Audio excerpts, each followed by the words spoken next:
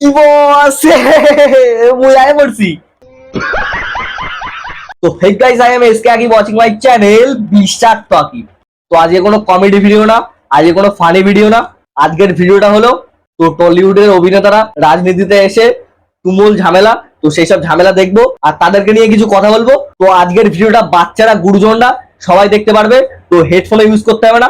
তো বেশি ভাট না বকে আজকের ভিডিও শুরু করা যাক।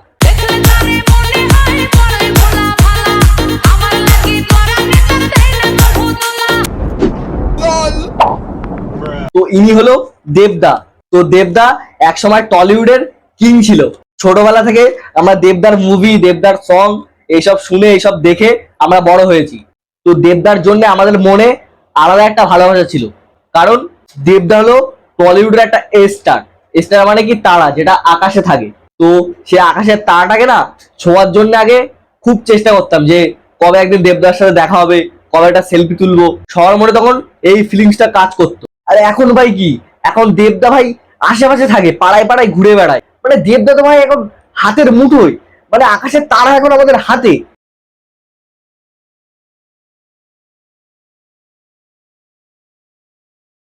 वाह क्या सीन है। তো দেখলে তো সবাই এখন দৌড়ে দৌড়ে নায়ক নায়িকা সবার বাড়িতে যাচ্ছে। না দেবদার রিজনটা আমি এখনো খুঁজে পাই না যে রাজনীতিতে কেন ঢুকলো। মানে রাজনীতিতে ঢোকার তো একটা রিজন থাকে। তো দেবদা নিজে প্রডিউসার, নিজের ফিল্ম আনছে, মানে টলিউডে একেবারে সুপারস্টার, ঠিক আছে। মানে সেই জায়গা ছেড়ে দেবদা এখন রাজনীতিতে চলে আসলো। তো দেবদা যদি কোনো নতুন নতুন মুভি বের করে, ঠিক আছে, সবাই সেই মুভিটা দেখতে যায়, এনজয় করতে যায়। মানে দেবদার মুভি দেখার জন্য সবার কাছে আলাদা একটা অনুভূতি থাকে। মানে সেই দেবদা মানে একটা স্টার মানুষ, সে এখন পাড়ায় পাড়ায় ঘুরে বেড়াচ্ছে। মানে বুঝতে পারছো, মানে দেবদা এখন আমাদের হাতের কাছে। সেই ভালোবাসাটা, সেই ড্রিমটা একটা ছিল যে দেবদাকে দেখবো সামনাসামনি, হ্যাঁ দেবদার সাথে একটা ছবি তুলবো। মানে সেই ড্রিমটা তো সবারই পূরণ হয়ে যাচ্ছে। তো টলিউডে তুমি ভালো ভালো কাজ করে, ভালো ভালো মুভি বের করে টলিউডকে এগিয়ে নিয়ে যেতে পারতে। তোমরা সেটা করছো না, তোমরা এসে রাজনীতিতে ঢুকে সবার দুয়ারে দৌড়ে গিয়ে ভোট চাইছো। এটা কি খুব ভালো দেখায় দাদা? মানুষের মধ্যে তোমার জন্য এতটা ভালোবাসা যেটা ছিল না, তো সেই ভালোবাসাটা না সবার কাছে মৃত্যু ঘটে গিয়েছে। मैं क्या करूं फिर जॉब छोड़ दूं? এবার হরিণদার কাছে চলো। আরে ওটা হরিণদা না, হিরণদা হবে। তো চলো এবার হিরণদা কি বলে সেইগুলো একটু শুনি। এখন আমি কোনো রোড শো করছি না।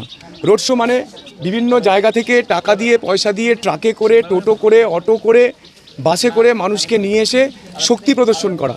প্রচুর টাকা খরচা করে রোড শো করছেন উনি, প্রত্যেক দিন রোড শো করছেন। যে ওনার যে কত টাকা আছে, কত যে ব্ল্যাক মানি আছে, সেটা ওখান থেকেই আমরা দেখতে পাচ্ছি। আর আমাদের কাছে দেখুন, আমরা পায়ে হেঁটে মানুষের কাছে গ্রামে গ্রামে ঘুরে বেড়াই। আবার সেই সিম্পাতি কার্ড খেলছে।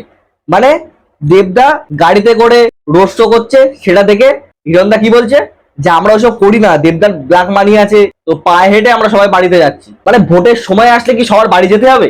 মানে ভোটের আগে কোন মানুষ মরে যাচ্ছে, কোন মানুষ না খেতে পেয়ে মারা যাচ্ছে, সেগুলো তো দেখার জন্য কেউ আসে না। মানে ভোটের সময় সবার দৌড়ে দৌড়ে গিয়ে খোঁজ নিতে হবে ভোটের জন্য।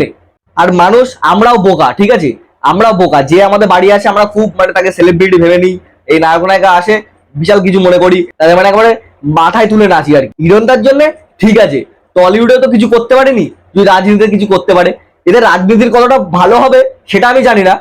তুমি যেভাবে মা বোনকে ভোট দিতে দাওনি, এবারে চ্যালেঞ্জ রইলো, এবারে করে দেখাও তোমার ঘাড়ে কত দম আছে। এবারে চ্যালেঞ্জ রইলো, তুমি এবার সন্ত্রাস করে দেখাও পিংলাতে।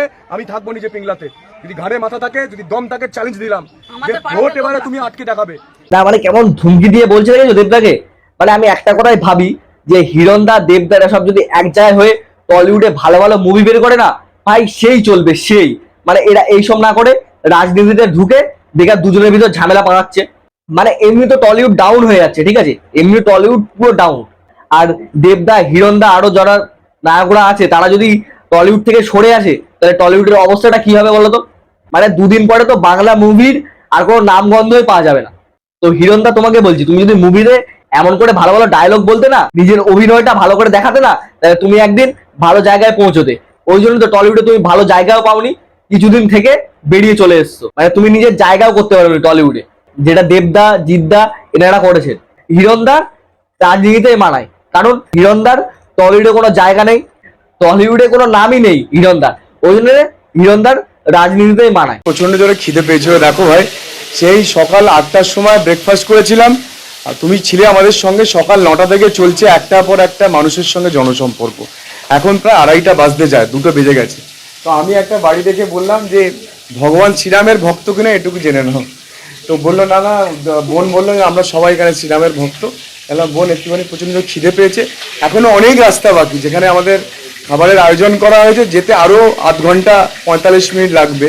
তুমি যেখানে যাবে সেখানে গিয়েও তো খেতে পারতে, 8 ঘন্টা দেরি হবে বললে। তা একটা গরিব মানুষের বাড়িতে এমন করে গিয়ে খাওয়ার কি দরকার? মানে তুমি ভোট প্রচার করতে এসছো না ফ্রি নিমন্ত্রণ নয় সব জায়গায় খেয়ে বেড়াতে এসছো? মানে আমি তো সেটাই বুঝতে পারছি না। তুমি পায়ে হেঁটে হেঁটে যাচ্ছ, সবার বাড়িতে গিয়ে খাচ্ছ।